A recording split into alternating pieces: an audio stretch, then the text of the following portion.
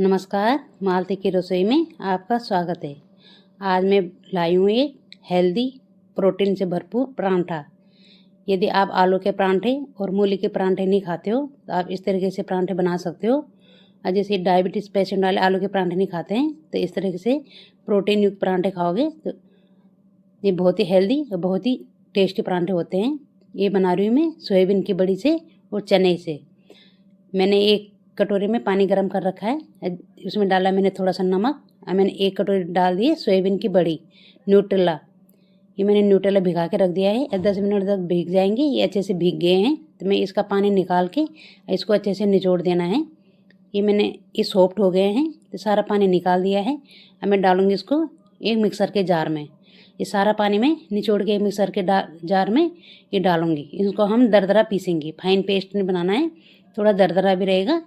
मैंने ये दरदरे पीस दिए हैं। अब मैंने ये डाल दिया है एक बाउल में। अब मैं इसमें डालूँगी काले चने। तो जैसे हम काले चने की सब्ज़ी बनाती हूँ मैं जब भी, तो मैं थोड़े से अलग से बचा देती हूँ। और ये परांठे खाने का जब भी मन हो तो हम तुरंत पे परांठे बना सकते हैं। ये बहुत ही टेस्टी होते हैं ना, हेल्दी भी हैं। ये प्रोटीन से भरपूर परांठे बना रही हूँ मैं आज। आप मेरी पूरी रेसिपी देखना मैं कैसे बना रही हूँ। ये मैंने ये चने डाल दिए हैं, एक कटोरी चने हैं। इसमें मैंने डाल दिया कुछ लहसुन की कली। यदि आप लहसुन नहीं खाते हो तो आप लहसुन स्किप भी कर सकते हो, आप अदरक भी डाल सकते हो।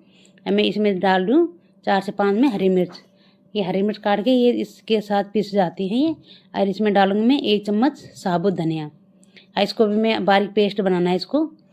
आप चाहे तो इसमें जैसे राजमा बॉयल करते हो तो राजमा की दाल भी डाल सकते हो चने की जगह। तो मैं जैसे कभी इसमें चने की दाल या कभी राजमे की दाल ये न्यूट्रेला के साथ मिक्स कर देती हूँ। इससे परांठे बहुत टेस्टी होते हैं, जो खाने में बहुत ही स्वादिष्ट होते हैं और प्रोटीन से भरपूर परांठे हैं। इनका टेस्ट भी बिल्कुल अलग से आता है। इसमें मैंने डाल दिया है धनिया और थोड़ा सा मैंने प्याज। यदि आप प्याज नहीं खाते हो तो प्याज को आप स्किप कर सकते हो। अब मैं इसमें डाल रहा हूँ स्वाद अनुसार नमक। प्याज का टेस्ट भी वैसे अच्छा आता है, यदि आप प्याज खाते हो तो प्याज भी ज़रूर डाल सकते हो। इसमें मैं थोड़ा सा डाल दूँ हल्दी पाउडर। मैं इसको अच्छे से मिक्स करूँगी। हमारा बैटर बिल्कुल बन के तैयार हो गया है। अब मैं परांठे के लिए लगाऊंगी आटा। ये आटा तो बिल्कुल मैंने जैसे सॉफ्ट आटा परांठे के लिए बनाते हैं, स्टफिंग परांठे के लिए ये सॉफ्ट डो लगाना है। मैंने आटा भी लगा लिया है। तो हमारा ये प्रोटीन से भरपूर हेल्दी मिक्सर हो गया है रेडी। अब मैं आटा लगा दिया है। अब बनाते हैं हम इसका गर्मा गर्म परांठे। ये बहुत ही टेस्टी हैं, बहुत ही हेल्दी हैं। आपने यदि कभी बनाए नहीं है तो आप इस तरीके से बना सकते हो।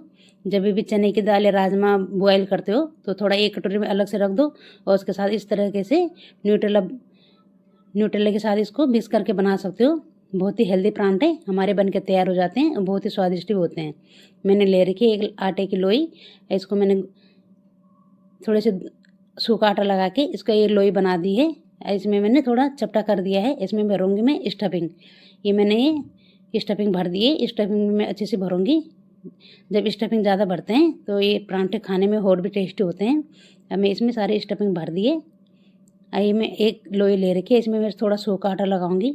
मैंने आटा थोड़ा सॉफ्ट ही लगा रखा है, क्योंकि यदि हम जब सॉफ्ट आटा लगाते हैं तो जो हम स्टफ वाले परांठे बनाते हैं तो बाहर नहीं निकलता है, फिर ये अच्छे से बन भी जाते हैं। अब मैं इसको जैसे हम परांठे बेलते हैं सेम वैसे ही बेलना है।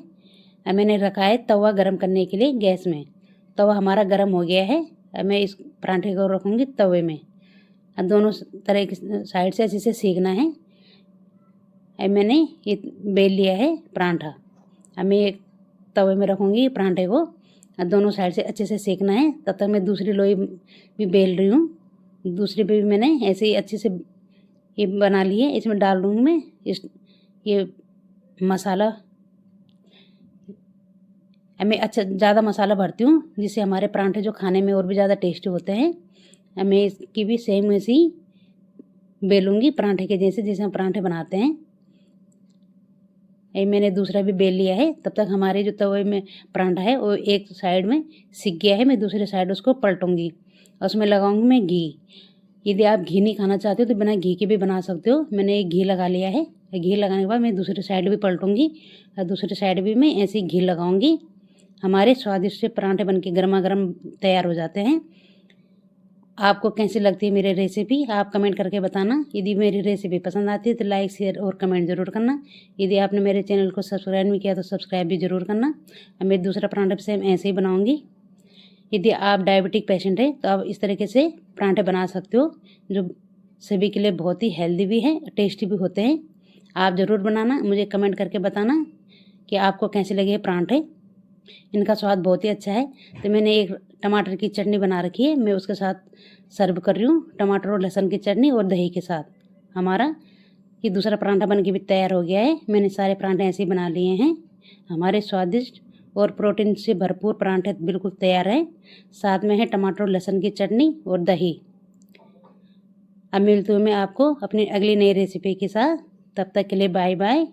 Thank you for watching this video.